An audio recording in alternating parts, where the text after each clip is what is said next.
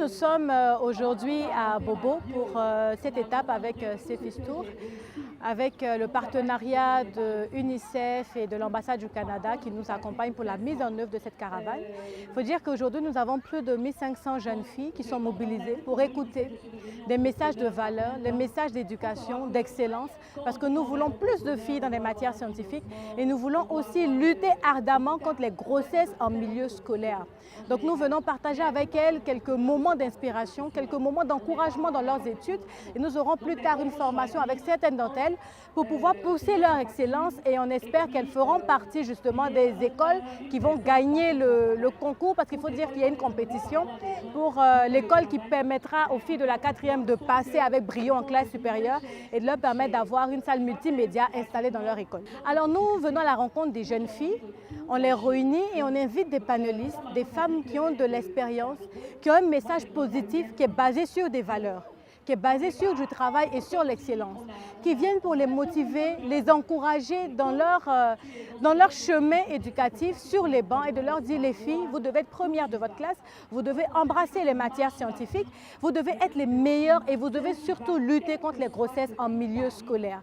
Ensuite, nous avons des ateliers où on permet aux filles de réfléchir sur des questions qui sont des problèmes de leur communauté, de nous faire des propositions d'actions qu'on pourrait mener dans leur communauté. Nous avons des formations en leadership, en plaidoyer, pour qu'elles-mêmes, à leur niveau, de façon pacifique, elles puissent s'adresser à l'établissement, à l'administration pour dire voilà ce dont on a besoin dans l'école, voilà ce dont on a besoin en tant que fille. Est-ce que l'administration pourrait nous accompagner là-dedans? Ça peut être des conférences, ça peut être du mentorat, ça peut être des vestiaires, etc. Nous sommes à la 3e édition de la caravane Cefistour. Nous travaillons avec des ambassadrices qui sont nos points de relais. Parce que l'idée n'est pas de venir dans une ville et de partir, mais après nous avons des points de relais, une ambassadrice qui reste, qui travaille avec les filles, qui peut rencontrer les filles. Quand elles ont une question ou elles ont besoin d'un coaching ou d'un mentorat, on a ces ambassadrices-là qui travaillent avec elles. Nous essayons de nous rapprocher beaucoup des DRED. Nous avons l'appui institutionnel du ministère de l'Éducation nationale qui nous aide aussi à évaluer notre impact sur le terrain. Et je vous donne rendez-vous à la fin de l'année pour un bilan assez positif. Nous serons après cette étape à Mans et à Séguéla pour encore plus d'impact pour l'éducation et l'excellence de la jeune fille. Mon message à l'endroit de mes filles et de mes petites sœurs serait de croire en elles, parce que tout est possible, et surtout de préserver leurs valeurs.